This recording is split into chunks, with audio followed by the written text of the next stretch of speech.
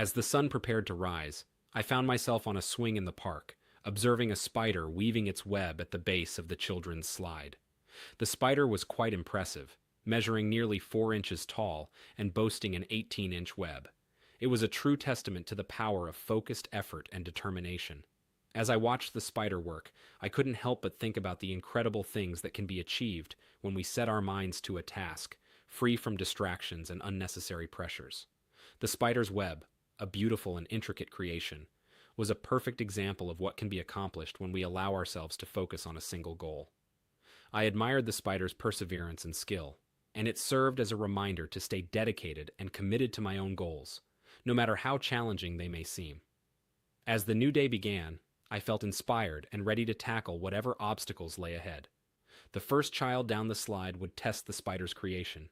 You need a plan. The spider had one, and it only needed to work once to enjoy a feast for the rest of his life. Okay, maybe his plan had some flaws, but as they say, nothing ventured, nothing gained. I'm cheering for you, buddy. My plan is as wild as yours, but I've got a plan too. Only the spiders and crickets heard my voice. Today was Monday, and it was day one of my plan. If everything went as planned, soon we would see the last domino fall. My name is Blake Fole. I married Shauna soon after we graduated from the University of Michigan. We both found work in the suburbs of Detroit. Our past is filled with ordinary moments. As college students, we found each other, tried others, and eventually found our way back to each other. I sometimes struggle with insecurity, which can lead me to feel jealous. At times, I can be insensitive and rude to Shauna. If I don't like how she dresses or acts in public, I may express my disapproval, even in public. Shauna and I have had many conversations about actions and consequences. Despite my flaws, Shauna chose to marry me. All seems well, right? I wish it were that simple. Shauna and I are enthusiastic pistol shooters. We've completed all the courses, including defensive pistol courses, NRA basic pistol course, and those needed for a concealed carry permit. We participate in shooting tournaments at the indoor range. Shauna has won the prestigious Annie Oakley Award, recognizing the top female shooter, on multiple occasions. While I'm not as skilled as she is, I hold my own. There are many safe neighborhoods in the Detroit suburbs. However, there are a few where I feel more at ease knowing Shauna is armed and capable. We continue to attend numerous University of Michigan games, cheering on the football, basketball, and baseball teams. Although I played all 3 sports in high school, I chose to focus on my studies when I got to college, realizing my skills weren't quite at the collegiate level. The week prior, on Thursday, "Oh no, it'll take me quite a while to get home," I heard Greg, my coworker, exclaim as he tapped his fingers on his desk. "How do you know that, Greg?" "I'm checking the traffic cam at the intersection of highways 7 and 82. There's a pickup truck on its side and a car on its roof. It's definitely not going to be open tonight. You should see this." Intrigued, I walked from my cubicle to Greg's cubicle and looked at the screen on his laptop. My stomach tightened. Standing with the paramedics, with a bandage on her head, was a woman. It appeared to be Shauna, although it was difficult to tell for sure. She had a very distinctive tattooed left arm, from her shoulder to her wrist. The people on the cam were too small to confirm my suspicions. Apparently, her flight to Chicago had already left without her yesterday.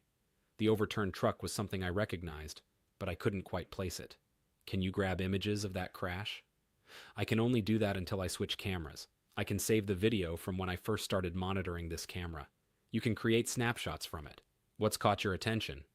I think I know that truck. I just need to search my memory, but I'm almost certain I recognize it. Greg sent me the video, and after examining the frame closely, I'm almost positive that's Shauna. The phone call last night seemed suspicious. Uneventful flight. Nice room. Meetings went well. Miss you. Busy day tomorrow. Late flight, don't wait up for me. I was completely distracted on my drive home. What kind of fool have I been played for? How is it that I know that truck? I went through the whole cast of characters. Close friends, family, neighbors. Not even a hint of a match. The blue and yellow stripes on the truck haunted me. Who is it? Shauna's call came around 7 p.m. I let it go to messages. "Hi, babe. Bad news. My cab to the airport was in an accident. I'm okay, but I did sustain a gash across my forehead. Long story short, I missed my flight. I'll let you know when I know. Love you. Call me." My heart hasn't stopped racing since I first saw that picture. The complete betrayal has my stomach in knots and flames shooting out of my ears. Even with my utmost attempts, I couldn't bear to eat. The intense feelings I was experiencing were overpowering. After learning that my marriage was a falsehood, I felt a longing for retribution against both Shauna and her paramour. I spent the subsequent few hours scouring the residence, trying to find something, but I couldn't quite determine what I was seeking. My mounting irritation and fury propelled my search, but ultimately nothing caught my attention. I chose to examine Shauna's credit card bills to identify any inconsistencies in her expenditures. Since she travels often, I anticipated discovering some discrepancies in her purchases. Upon comparing her travels with her credit card usage, I found that every other month, one of her trips had no credit card charges. Instead, the only cost was for the airport parking lot. Shauna uses her business credit card for tickets, hotels, and rides, while everything else is charged to her personal card and submitted as an expense report. It's difficult to imagine that she paid cash or skipped meals on those trips without any record of it on her credit card statements. Upon viewing the traffic cam footage, I understood she was going on a 2-day vacation under the guise of a trip. I needed to find out who she was with. It was clear. I'd ask for a copy of the traffic accident report. Shauna's filing cabinet held her important documents. I wondered if her expense account submissions were inside. Her organization paid off, and I quickly found the relevant folder. The trips without credit card usage were not recorded in her expense account. I contemplated getting inebriated, but I knew it wasn't the best decision. Does the duration of the betrayal matter? Not really. Her betrayal is cold and calculated. My revenge will be meticulously planned to match the depth of her deceit. In the divorce, I'll be fair and give her 50%. A prenuptial agreement? Forget about it. She'll get her 50%. Sleep was hard to come by, and coffee took longer to kickstart my day. When I turned on my phone, there was a message from Shauna saying she would be home later that day. I chose not to respond and went to work instead. After researching online for divorce advice, I assessed our shared accounts. I needed to open a separate account in my name. Transferring the brokerage account would be more challenging, as I couldn't move positions. So I sold enough assets to reach the 50% mark. Once those transactions settled, I planned to transfer my half when the time was right. The house was nearly worthless, so no action was needed. To avoid raising suspicions, I didn't discuss my impending divorce with friends, family, or colleagues. At lunchtime, I obtained a copy of the police report for the accident. There's no doubt about it now. There she is listed as the injured passenger in the pickup truck. The name of the truck owner, Ray Stronzo, was unfamiliar to me. I still couldn't understand how I thought I could recognize that truck. At least I had the address where her lover lived. It was just 3 blocks away from our home. A brief online search revealed the property deed for the address. It showed that lover boy owned it with Jill Stronzo. I assumed that Jill was his wife. Other web pages provided some personal information about Ray and Jill. It seems they both attended the same high school as Shauna. When Shauna called around quitting time, I decided I'd better answer the phone or she might suspect something was wrong. "You're back. I've been trying to call you since last night. Is everything okay?" "I'm doing all right. I found my phone turned off this morning and again around lunch. I should probably take it in for a checkup. How was your trip?" "It was good until the cab ride. I need to wear makeup to cover this." Small cut on my forehead. "Would you like to join me for dinner?" "Sure. Let's go somewhere casual. I'm not very hungry. You can pick the place and I'll meet you there." I took a longer route to the restaurant. As I passed the Stronzo residence, I didn't notice the truck parked outside. A University of Michigan flag hanging from the porch caught my attention. This is the same truck we see when we tailgate at Michigan football games in Ann Arbor. That's why there are blue and yellow stripes on the truck. We always gather in the same area for tailgating, and the Stronzos did the same. I assumed they were friendly with everyone. During dinner, I tried my best to focus, but Shauna noticed my distraction. "Is there something bothering you, Blake? You seem really distracted tonight." "There's a lot on my mind. Don't let it affect you." One evening, as Shauna started her nightly routine of removing makeup, I pretended to be asleep in bed.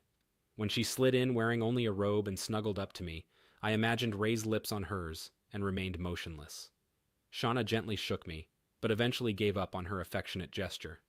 The following morning, when I left for work, I searched through Shauna's car and discovered a hidden cell phone in the back seat cushions. Turning it on and reading the text messages confirmed my suspicions. Shauna and Ray had been involved for months, if not longer.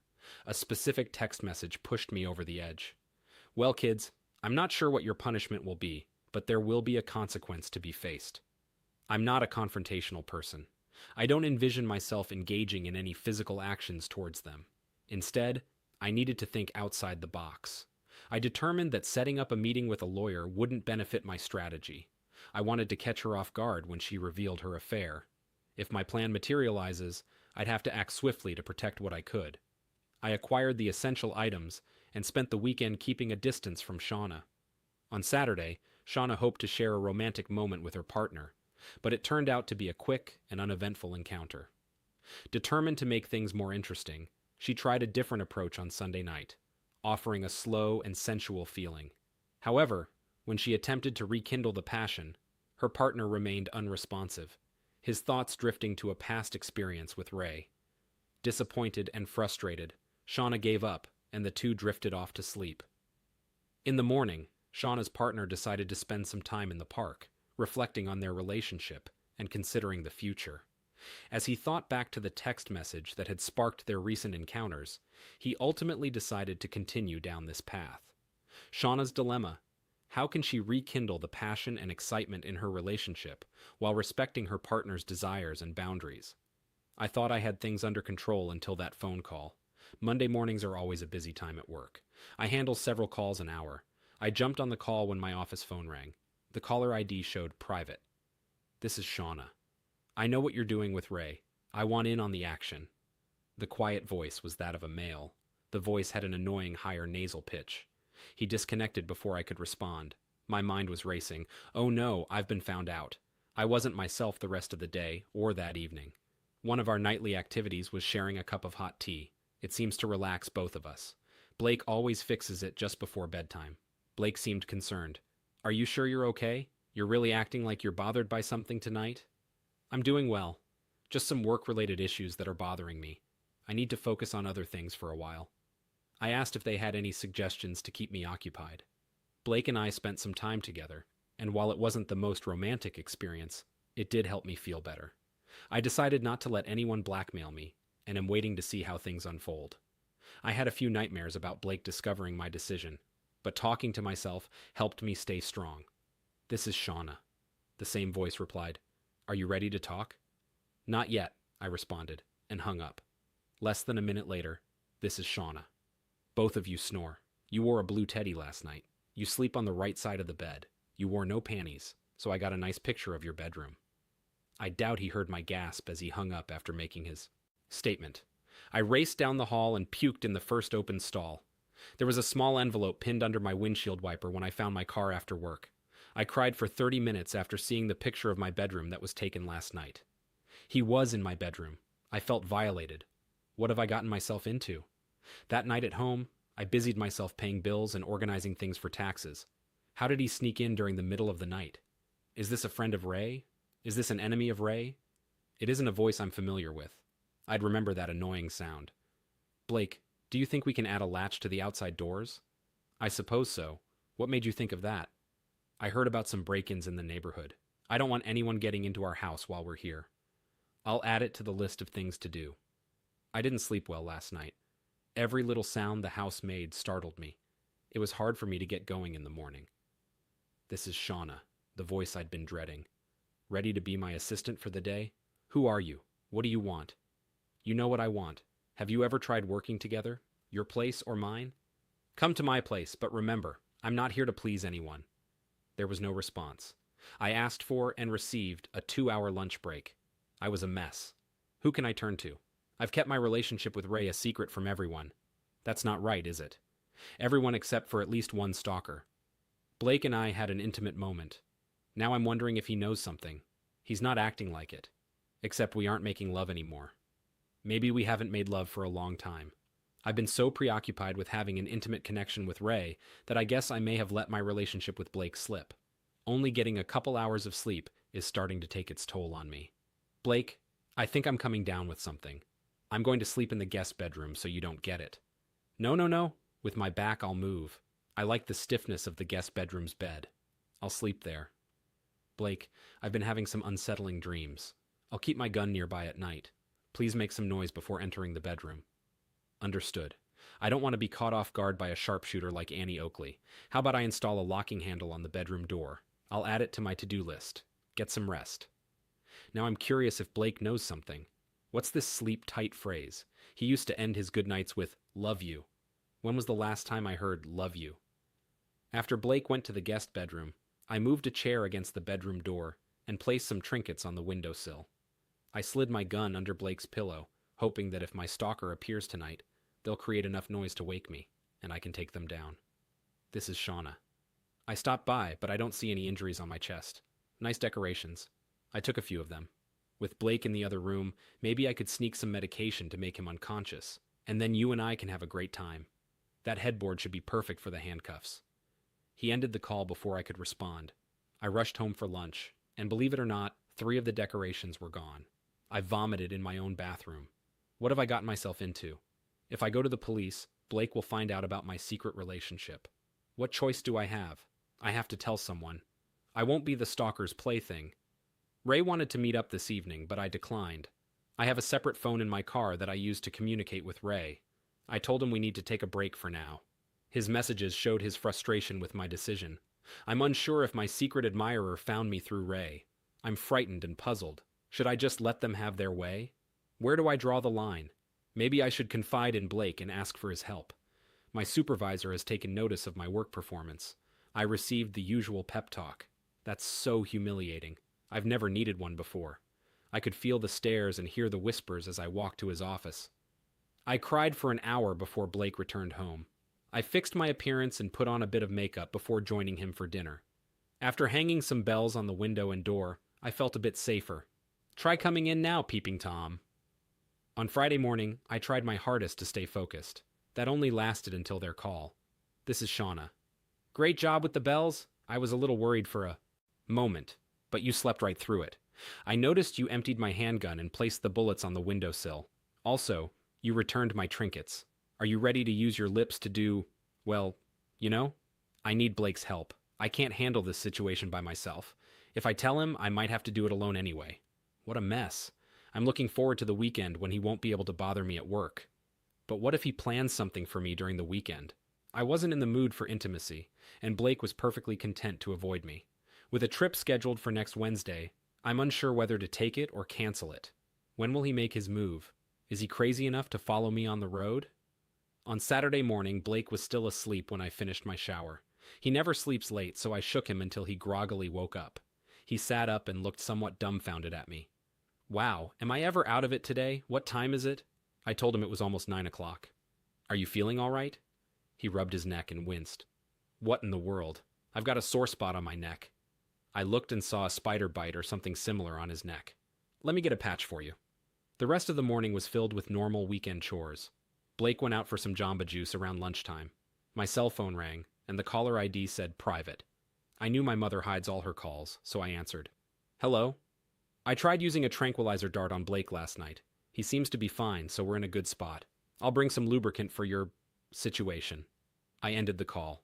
My hands were trembling and my legs felt wobbly. Even though I tried to stay calm, I couldn't control my stomach. I used half a can of deodorizer to hide any signs. I knew I had to tell Blake about my actions. I couldn't keep it a secret any longer. But I couldn't bring myself to tell him either. I was so confused. Why had I ever gotten involved in this? My mind was racing. All of this was over. Monkey business. It wasn't about love. Ray had never been a great partner, not even in high school. What was I thinking when I got involved with him? Sunday was just as challenging as Saturday. Every time my phone rang, my heart rate would increase. When I answered the private call, Blake was in the backyard, working on the mower. Hello? Time's up, Shauna. Next time you're alone, you're mine. And the call ended abruptly before I could respond. I was sweating and shaking. Eventually, I'll be alone in the house. I can't handle this much longer. The day felt like it was dragging on. I nervously watched the clock, not wanting to go to sleep tonight. Just before bedtime, my world turned upside down. I have to run back to the office. I shouldn't be gone for more than 90 minutes. Please don't go, Blake. Can't it wait until morning? I won't be gone long. See you in a bit. I made sure all the doors and windows were locked. After closing the bedroom door and setting the alarm, I sat on my bed with the lights on. Grabbing the gun from under the pillow, I checked the magazine and confirmed it was loaded. My heart raced as I heard the floor creak. Anxiety filled me. I hesitated, pointing my weapon at the door and window. When the doorbell rang, I fired. I heard a groan and fired again, and again, and again. The door swung open, revealing a figure in black, slumped face down. My legs trembled, and I struggled to use my cell phone. 911, what's your emergency? I just shot someone in my house. I've got a gun aimed at the body. I'm afraid to go near it. Try to stay calm, ma'am. Can you give me your address? 5 minutes later, it felt like hours had passed, but the first squad car finally arrived. A minute after that, the ambulance pulled up with some paramedics in tow. Within 30 minutes, the area was swarming with police officers. I desperately wanted Blake to be there. I needed Blake's help. Where on earth is Blake? In our state, there's a make my day law. If an intruder breaks into your home, you have the right to defend yourself and take their life if necessary. If the intruder dies, the case is closed. The paramedics worked diligently to stabilize the man and get him to the hospital. He had lost a significant amount of blood, but he was still alive. I informed Shauna that I was going to the office. Upon arriving in the garage, I put on latex gloves. I located Shauna's burner phone in her car, copied the text that angered me, and sent it to Ray. The text remained unchanged from what she had sent a few months ago. The time it was sent was almost identical to before. I returned the phone to its original spot. I drove down the street and waited for her bedroom light to be the only one on. It didn't take long for this to happen. I walked back, unlocked the front door, and hurried away, reaching my office shortly after. Our office has numerous security cameras, and I need my access card to pass through the gate, enter the building, and access my office. I turned on my computer, but couldn't help but question, would it truly work? Once I devised my plan, I bought a burner phone and downloaded a voice disguise app. I could sense the unease in Shauna's behavior that first night at home. Every night, I mixed a gentle sleep aid into her hot tea. Once she drank it, she fell into a deep sleep. That first night, I repositioned her to capture a discreet photo of her. I printed it on our printer. The unease in her voice on day 2 was exactly what I was hoping for. Every night, she was sound asleep, allowing me to make noise without disturbing her. On Friday night, I got up around 3 a.m. and used a safety pin to create a small hole in the back of my neck. When I saw blood, I flushed the safety pin. Taking 3 sleep aids, I fell asleep quickly. I thought back to the message from a few months earlier that I had resent a while ago. He just left for the office. Get that strong excitement over here and fill my warm, welcoming moments. You don't have much time. I figured my time to go home would be about an hour from now or when the police called. An hour meant the plan didn't work. The police would mean success. A call came in on my cell from my local government. This is Blake. Mr. Foley? Who is this? Sir, this is Sergeant Willis. There's been an incident at your house. Your wife is unharmed, although greatly shaken. Are you able to come home and comfort her? I'm on my way. I should be there in 10 minutes. Don't you love it when a plan comes together? I arrived home to find the neighborhood filled with flashing red and blue lights. Carefully navigating past the guards, I entered my house. Shauna jumped up when she saw me and gave me a tight hug, tears streaming down her face. Detective Sampson sat down across from Shauna and me, still sobbing and shaking. Mrs. Foley, the intruder's name is Ray Stronzo. Do you know him? She asked, her voice trembling. Oh no, I've never heard of him, I replied, trying to comfort Shauna. I'm so sorry, Blake. This is so distressing. Sorry, Detective. My wife is understandably upset by all of this. Please give her a moment to gather herself. All right, let's try this again. It seems like you do know Ray Stronzo, is that correct? Detective Sampson inquired gently. In a hushed tone, Shauna replied, We went to high school together. About that time, an officer tapped Detective Sampson on the shoulder and whispered in his ear. He stood up and left the room for just a minute. I did my best to look shocked when he returned and started talking. Mrs. Foley, I'm going to take you in for questioning. Officer, please cuff her. Shauna Foley, you have the right to remain silent. When the Miranda was finished, What's going on, Detective? We found his cell phone. Your wife invited him over this evening. We've got some investigating to do. What the heck? Blake, I did no such thing. Please don't go. I need you. Please. I stomped out of the house without looking back. It was all I could do to hold back my smirk. I watched from the driveway as they led Shauna away. She was still pleading. Help me, Blake. Please, help me. I shook my head, determined. It's just a matter of time until they find your phone and the text you sent inviting Ray to come over. I made sure they locked up the house after the yellow tape was in place. I spent the night in a motel. In the morning, I grabbed a large decaf and headed for the park. It looked like my little spider friend was trying again. Don't stop believing, buddy. Even the most outrageous plans have a chance of working. Shauna used her one call to get her parents involved. The police secured a search warrant and found Shauna's burner phone. With a history of those burner phones talking and texting each other, it didn't look good for Shauna. The initial phase involved filing for divorce. We divided our financial assets, with Shauna receiving half, and I didn't have to pay for her legal fees related to attempted first-degree murder charges. To safeguard my share, I took half of our joint funds in cash and established a new account under my name alone. Additionally, I changed my payroll direct deposit to use that account. Splitting the brokerage account was simple, as it contained 50% cash. To prevent any legal complications, we had a divorce attorney initiate the process before Ray could intervene. This proved to be a smart move. Once the police completed their investigation at the house, I collected all of Shauna's possessions and transported them to her parents' residence. Subsequently, I hired professionals to meticulously clean the house. My attorney accompanied me to the only police questioning I had to attend. She was trying to convince them that I had set her up. That was the only thing that made sense to her, as she insisted that she didn't send the last text message. When asked if they had cell tower information on her phones, they said they did, and it supported my story and their belief that she was a cold-blooded criminal. Apparently, Annie Oakley struggled under pressure. Only 2 of the 5 bullets hit their target. One bullet caused a hole that destroyed a kidney, while the other took a chunk out of his right ear. I guess I can live with that, even though I was hoping for more from all that pistol training. Epilogue. I watched from the gallery as she pleaded her case.